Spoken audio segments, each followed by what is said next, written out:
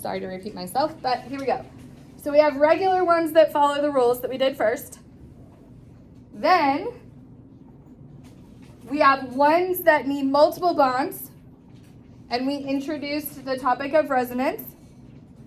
The last thing that we're going to do on this handout, this notes handout that we started yesterday, is we're going to do the right side, where it says exceptions to the rules.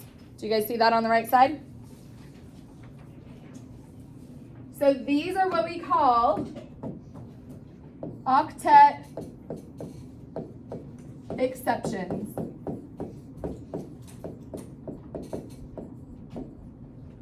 So our magic number is what? 8. An octet exception would be a set of 8 exception. So what we mean by that is either somebody is not full, meaning they're full at under 8, or they're actually able to overfill their octet. We can have both options. So the first one that we're going to look at is beryllium fluoride, which is BeF2. Now, immediately, what do you notice about this compound? Where is beryllium on your periodic table? It is an alkali earth metal, so why are we talking about it here? It's a great question. I'm so glad you asked. It can actually bond both ionically and covalently. So, it is a special case.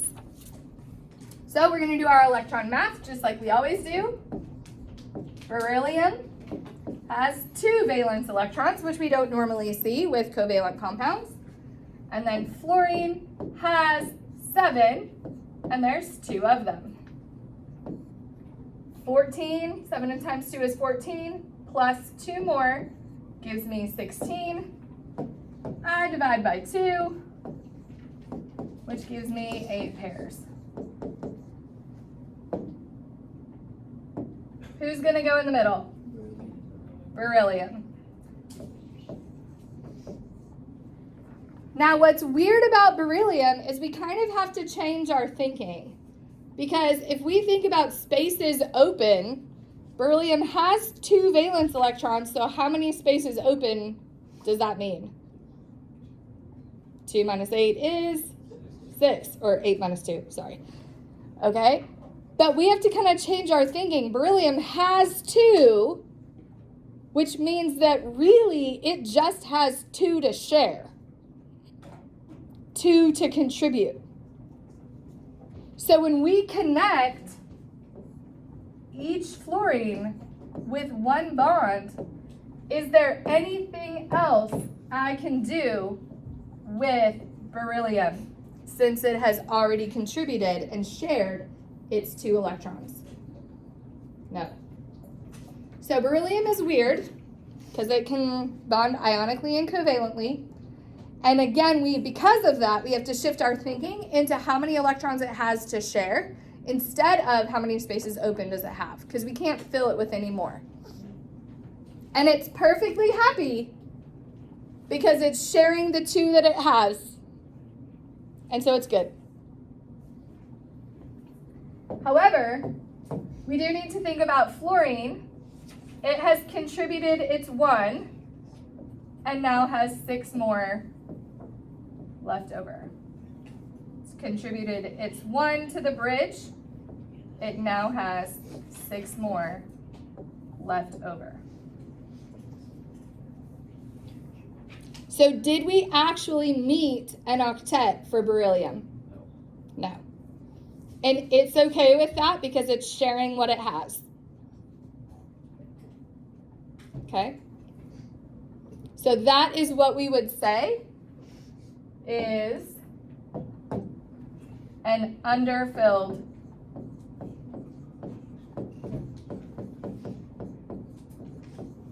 octet.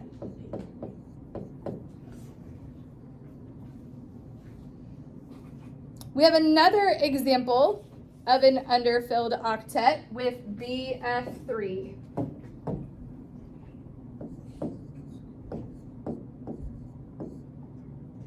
time we're looking at boron. So go ahead and find boron, and what group is it in?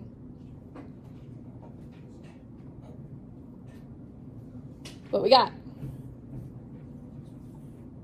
It's okay to talk. 3 or 13, right? Is what I'm hearing whispers of.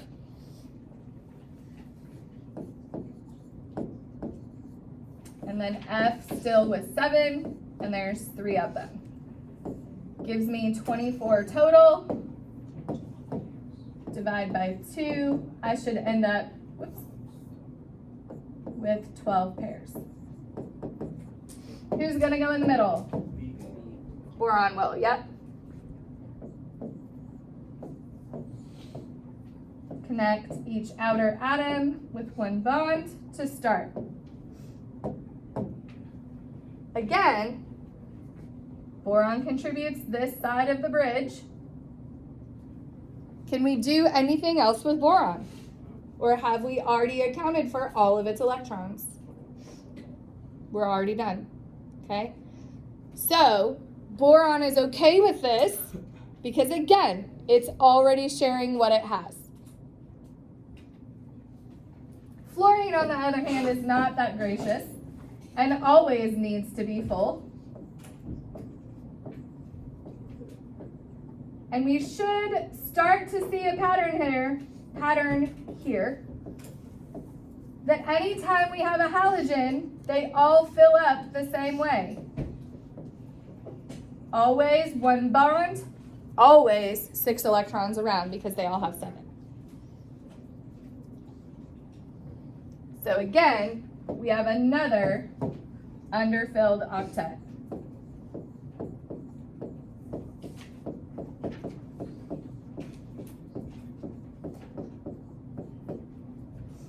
And again, it's not that they don't want to be stable, but they're already sharing everything that they have, so that's as good as it gets.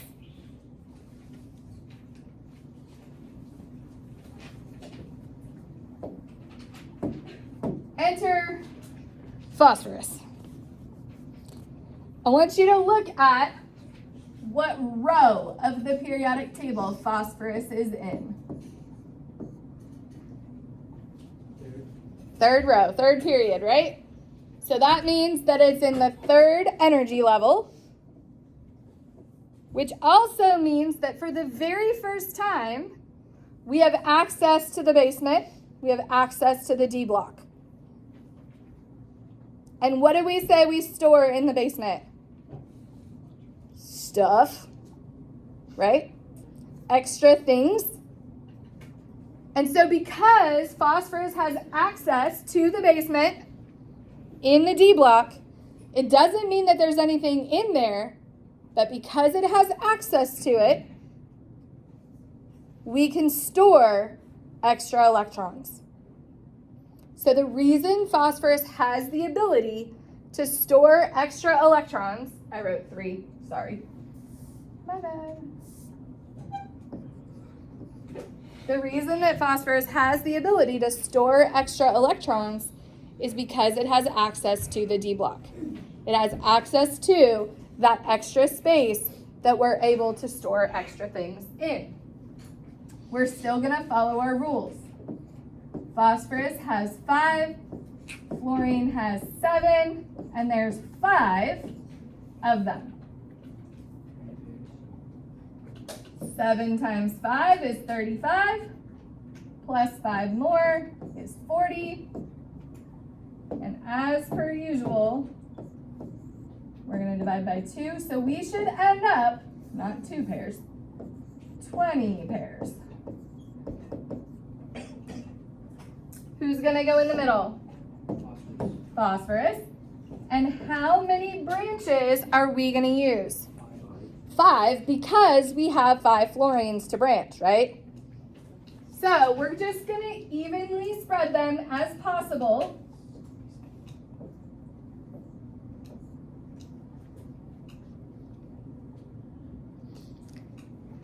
And here we can't quite think in terms of quadrants anymore because we're outside of that with 5 bonds.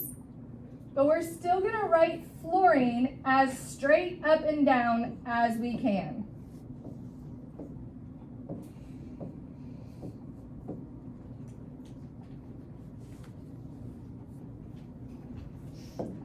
now, when we go to count electrons, phosphorus has already contributed all 5 that it has.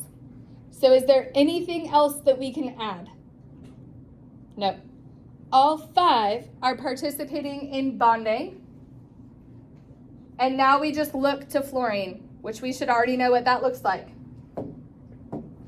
Fluorine has contributed 1, has 6 left over. Do you see how by writing it as straight up and down, that still gives me kind of 3 quadrants to work in when I do their pairs? Be really, really careful here that you don't accidentally put dots on the same side as a line. Does that make sense?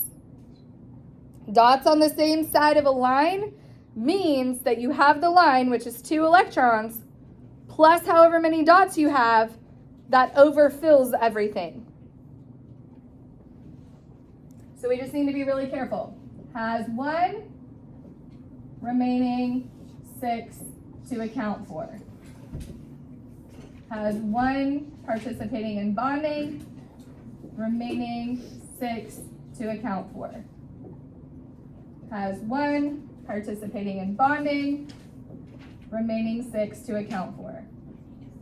I know I'm repeating myself and it's annoying, but that's what makes it a pattern. Questions there? So would this be an overfilled or an underfilled octet? Count your pairs. How many does phosphorus have now? 2, 4, 6, 8, 10. More than 8, right?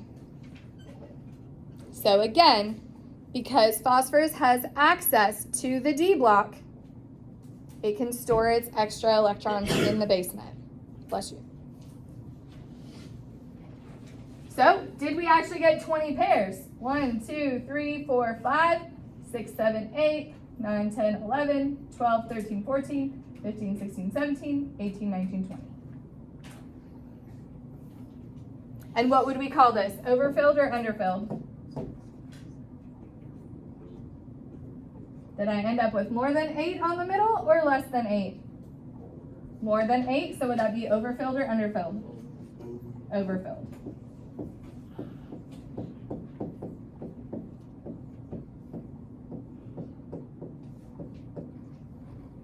Questions there?